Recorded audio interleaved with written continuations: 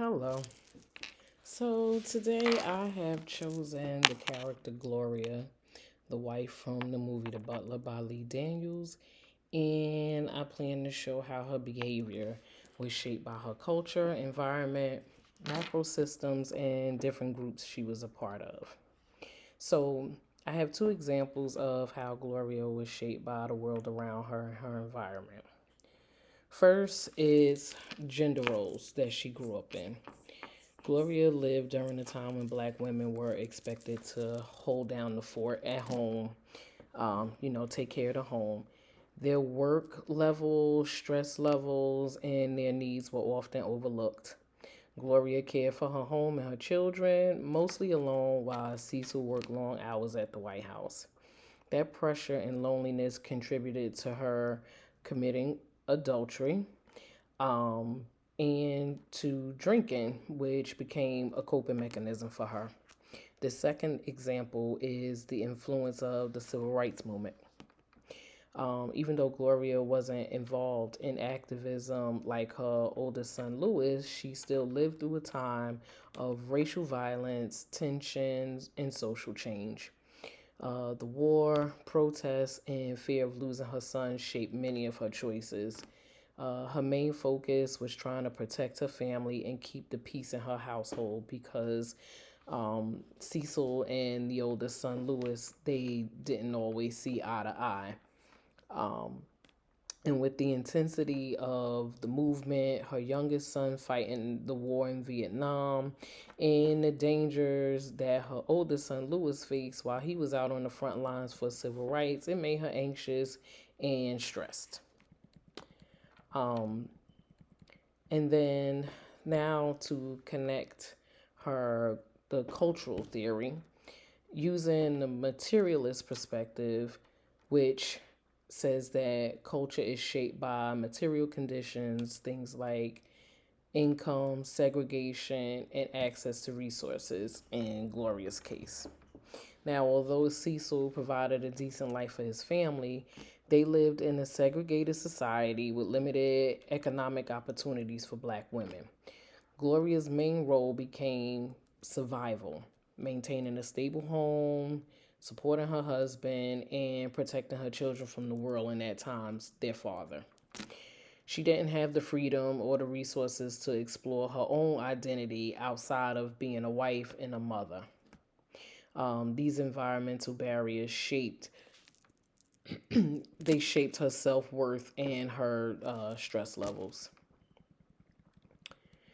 Now, if we go into the control theory will focus on how much power a person feels they have in their environment. For most of Gloria's life, she didn't feel in control. She couldn't control Cecil's long work hours. She couldn't control the fact that he couldn't share his day at work with her. She couldn't control Louis going off to fight injustice or her youngest son going off to war. She couldn't control the racism surrounding her community. And the lack of that control created a sense of isolation, frustration, sadness, and eventually drinking. Culture, community, and religion all play major roles in Gloria's life.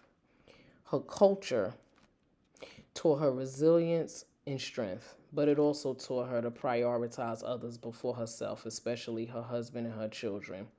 A lot of times, most oftentimes, putting herself on the back burner. Her community, mainly her neighborhood, her friend groups, helped her stay grounded.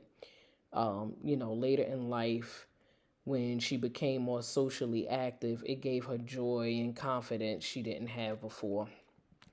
Her religion, especially within the black church, it was a major source of hope and help for her.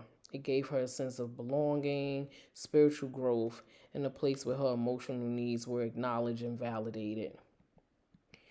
Gloria was also connected to mainly three major groups: the family system, which shaped most of her responsibilities and emotional life, her church, which became key in the support network for her, her friend group, her girlfriends. They provided advice and emotional support for her. These groups helped her survive emotionally, but they also reinforced cultural expectations. The church reminded her of her strengths, while her family roles sometimes made her feel trapped. If I was a social worker and meeting Gloria as a client, I would want to meet her during a time when she was struggling with loneliness and drinking, while Cecil was rarely at home. I would validate her feelings in hopes of creating a safe, non judgmental space for her to speak freely. I let her tell her story at her own pace, using empathy to make her feel seen. I would acknowledge her strengths and support her in exploring new coping skills that did not include alcohol. I would suggest social groups for her for women with children in the armed forces, encourage positive daily routines like meditation, speaking positive affirmations to herself every morning to help her rebuild her confidence. And as time go on, I take a closer look to see how her mood is changing, coping skills have changed, relationships have changed, and daily functioning have changed.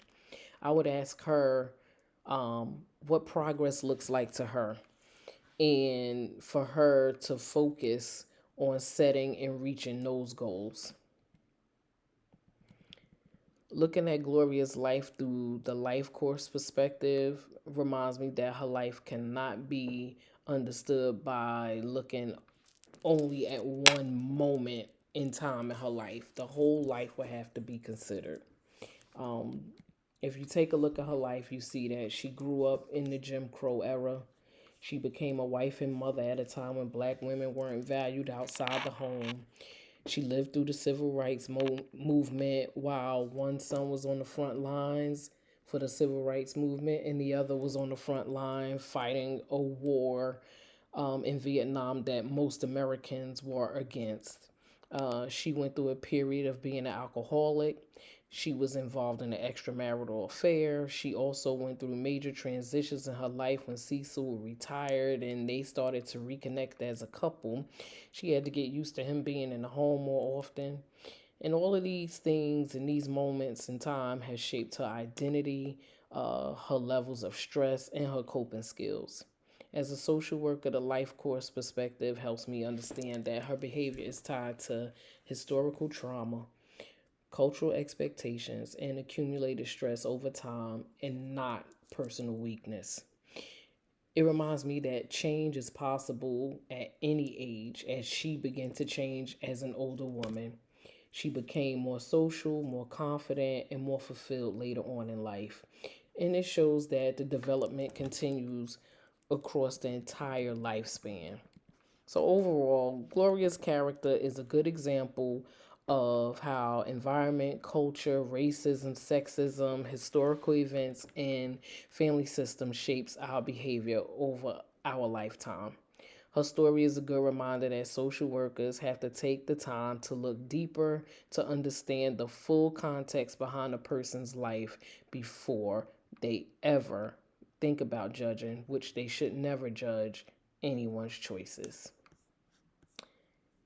And that's how I would deal with Miss Gloria if she was my client. Thank you.